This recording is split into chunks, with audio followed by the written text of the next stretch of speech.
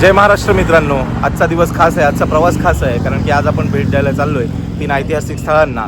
त्यातील पहिले जे स्थळ आहे ते असणार आहे माता रमाई यांचं गाव, ते म्हणजे वनन. तसेच जे दुसरं स्थळ असणार आहे ते असणार आहे चौदार तळे महाड, आणि जे तिसरं स्थळ असणार आहे ते असणार आहे बाबासाहेब यांचं मूळ गाव आंबडवे. इथे आपण आज भेट देणार आहोत. तर चला बघूयात कसा आपला हा प्रवास होतो.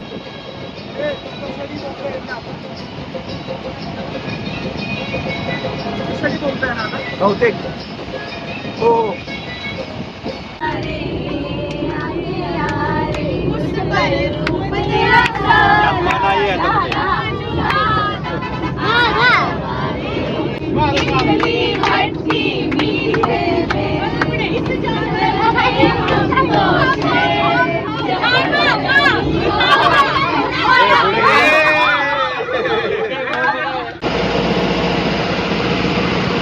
तर मित्रांनो, फायनली आपण माता रमाई यांचं गाव वनन येथे पोचलेलो आहोत.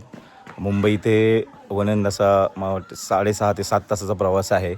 तर आपण तिथे आलो आहोत. हे तुम्ही मागे पाहताय हे माता रमाई यांचं हे स्मारक आहे, आणि हे स्मारक भारतीय बौद्ध महासभा यांनी हे इथे उभारलेलं आहे. आणि ते उभारण्यासाठी सर्वात मोलाचं जे योगदान आहे ते आदरणीय मीराताई आंबेडकर यांचं योगदान आहे. तसंच तुम्ही पाहू शकता खूप छान असं स्मारक इथे आहे. निसर्गरम्य परिसरात असं वसलेलं हे माता रमाई यांचं स्मारक.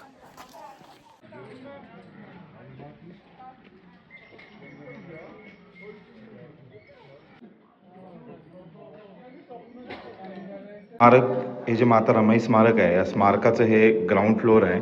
आणि हा ग्राउंड फ्लोअरला इथे असं रमाईंचा पूर्ण जीवन प्रवास दाखवणारं एक छायाचित्र म्हणू शकतो आपण, असे लावलेले आहेत. तसंच इथे एक आपल्या नागपूर येथील दीक्षाभूमीची प्रतिकृती इथे ठेवलेली आहे.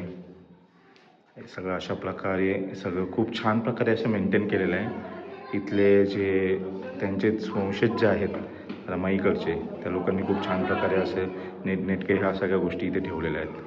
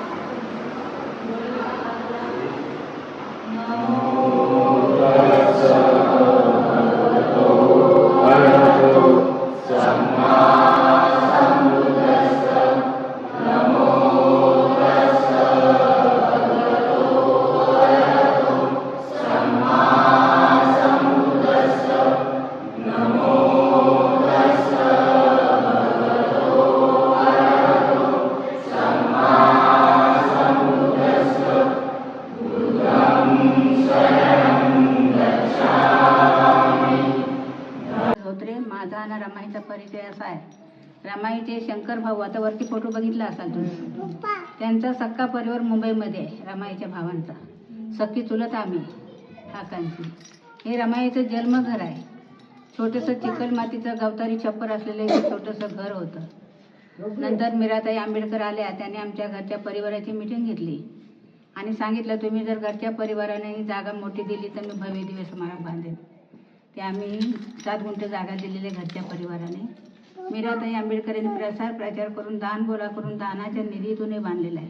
सरकारचं ट्रस्ट नाही, त्याची देखभाल माझा मुलगा करतो. तर आता संध्याकाळचे जवळपास 6:15 वाजलेले आहेत, आणि आपण रमाई यांचं जे गाव आहे वनन, तिथे त्यांचं जे स्मारक आहे तिथे आपण दर्शन घेतलेलं आहे. तिथं रमाईंना अभिवादन करून आता आपण तिथूनच जवळ एक मुरुड म्हणून बीच आहे, त्याच्या बाजूला करदे की करंजे असं काहीतरी बीच आहे. त्या बीचवर खूप सुंदर असा बीच आहे, खूप आणि शांत असा बीच आहे. फॅमिलीसोबत नक्की आपण इथे व्हिजिट करायला हवे.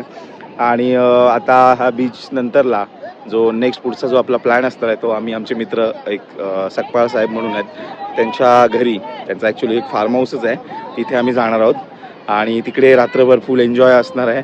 आणि तिकडे सगळं जेवण वगैरे सगळं जे काय असेल खूप गेम्स वगैरे पार्टी टाईप थोडंफार असेल ते तिकडे एन्जॉय करू. सकाळी पुन्हा उठल्यानंतरला नाश्ता करून आपण चौदार तळे महाडचं दर्शन तिथे आणि त्यानंतरला पुढे आपण मग पुन्हा माघारी आपल्या घरी जाणार आहोत. ठीक आहे, बघू. चेअर आणणार होता बघा, चेअर आली आहे बघा.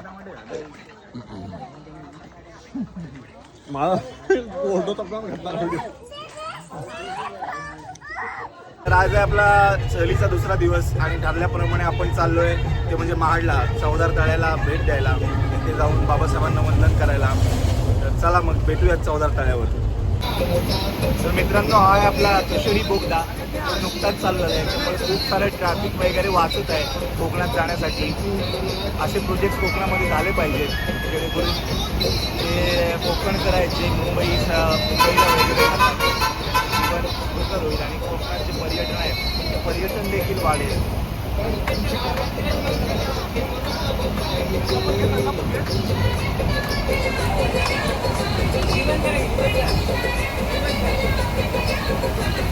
तर मित्रांनो, खेड ते महाड असा जवळपास 1 तासाचा प्रवास होता आणि आपण आता आलेलो आहोत ते म्हणजे आपल्या ह्याची तुम्ही माझ्या मागे पाहताय हे आहे आपलं चौदार तळे. त्याच्या बरोबरमध्ये बाबासाहेबांचा स्टॅच्यू पुतळा उभारलेला आहे. चला तर मग आपण दर्शन घेऊया. चौदार तळं जिथे डॉक्टर बाबासाहेब आंबेडकर यांनी 20 मार्च 1927 रोजी पाण्यासाठी आंदोलन केलं होतं आणि त्या आंदोलनाचे पडसाद पूर्ण भारतभर उमटले होते.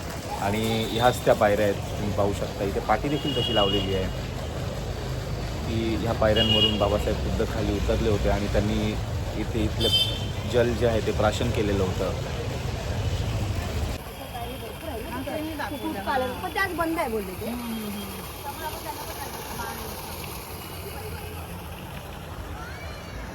तर मित्रांनो, तुम्ही हा पाहू शकता, हा आहे क्रांतीस्तंभ. क्रांतीभूमी येथील क्रांतीस्तंभ. याच ठिकाणी डॉक्टर बाबासाहेब आंबेडकर यांनी 25 डिसेंबर 1927 रोजी समस्त स्त्री जातीला तसेच दलित बहुजनांना हीन लेखणाऱ्या आणि त्यांचे सामाजिक, शैक्षणिक, आर्थिक, राजकीय आणि वैयक्तिक स्वातंत्र्य नाकारणाऱ्या म्हणजेच मानवतेला कलंकित करणाऱ्या अशा मनुस्मृती ह्या ग्रंथाचे दहन केले.